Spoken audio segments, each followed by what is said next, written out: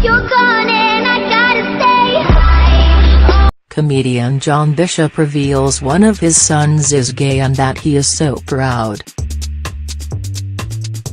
The TV star made the announcement after winning a Celebrity Straight Ally Gong at the NatWest British LGBT Awards.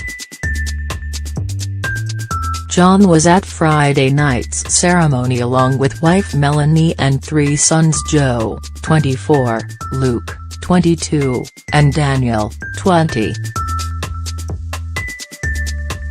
While collecting his award, John said, "I wanted to bring my whole family with me tonight. I'm here with my wife and my 3 sons who I love and am massively proud of. One of my sons has just got a tattoo, one of my sons mumbles a lot and one of my sons is a gay man. One of my sons has just got a tattoo, one of my sons mumbles a lot and one of my sons is a gay man." John Bishop.